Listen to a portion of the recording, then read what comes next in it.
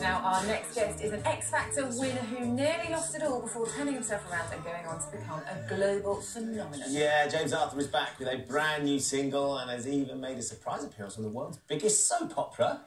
Yeah. Yeah. Randomly, I was featured in Brazil's biggest soap opera, watched by 50 million people. Wow. 50 million, yeah, that's a big soap opera. That's a lot of people, yeah. How is your, is it Portuguese? Yeah, I got obrigado is all I've got, which is thank you. I just said that all the time, obrigado. How did that come about then? Well, the producers were nice enough to feature my song Naked in the season finale, I think it was. And they played the entire song, and it was this romantic scene, and it just kind of blew up in Brazil. Went on the #1 on the iTunes charts, and they said, like, please come over and be in the show. Be in the show, yeah. So I mean, had you? I mean, I'm sure that your songs have been played in Brazil up till then, but has that sort of rocketed you to stratospheric? Are you now monumental? Yeah. Are you massive in Brazil, James? Well, I'm hoping to be when it airs. I hope to be, but that's really exciting. Yeah. So they'll put this music to a face when the show's aired, and see what happens. So you've got a bit of time to work on your Portuguese before you have to get over there.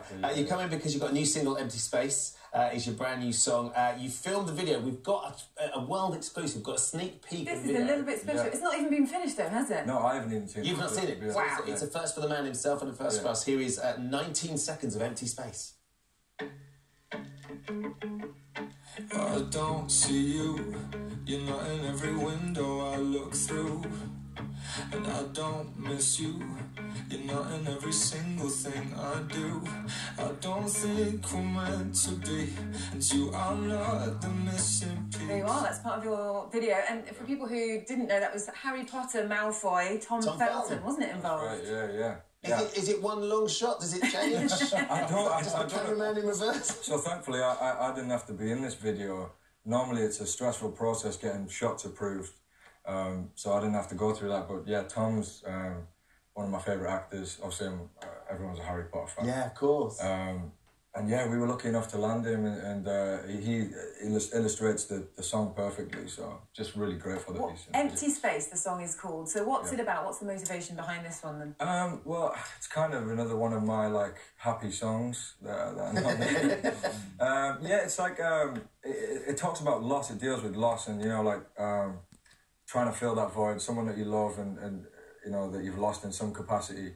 Something I've dealt with a lot of over the course of my life, and yeah, I just wanted to, tell a story of the initially being in denial when you lose someone, and then coming to terms with that and trying to fill that space. So all that empty space.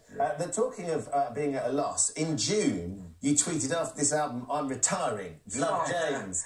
The fans were up in arms about this. They would be lost without you. What? You're not serious, are you? Say it's not true. Yeah, I was having a bad day, I think.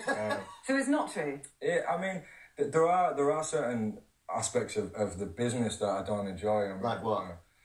She's trying to push me. No, well, you brought it up. Yeah, well, just like... No, you're right. The business, I mean, the politics, those kinds of things. But, I'm just good at the music. I'm not particularly good at this kind of thing. I just like making the music and performing for my fans and stuff. And, you have days where you just, you don't want to do the other stuff, you just want to do the music. So would you be happier just writing, or you still love the actual the moment of being on stage and performing? Yeah, I'm still in love with all of that. I still love performing. I still love connecting with the fans, and yeah, that's my purpose, is to make music for people, like myself, who've been through lots of rubbish, ups and downs. Ups and downs, yeah. Because you've spoken about that, haven't you? You did your memoir, Back to the Boy, where you kind of, spoke about your struggles over the years and how you coped and sort of, dealt with your mental health issues, didn't you? And that's a really big thing to open up and talk about that so publicly. Yeah, and I think, people in the spotlight people like myself in the spotlight have a duty to do that. We have a responsibility to do that, to normalise the subject of mental health and remove the stigma. And yeah, I think it's great that more people are coming out and talking about it. And I didn't want to just do the typical autobiography where it's like, self-indulgent, me, look at my success. I wanted to do, intertwine my struggles and my journey with mental health in the book, and hopefully help a few people.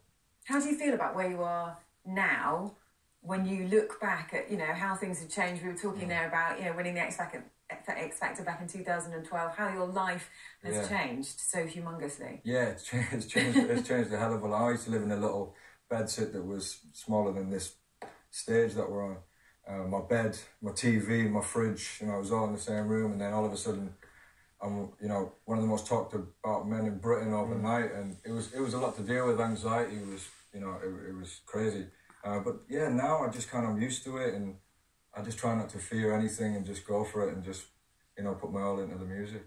And you've been working with Craig David and Ryan Tedder on the new album? Yes, yeah. What's that been like? It's not working with Craig that makes you want to retire, is it? Yeah, I think that's what it was.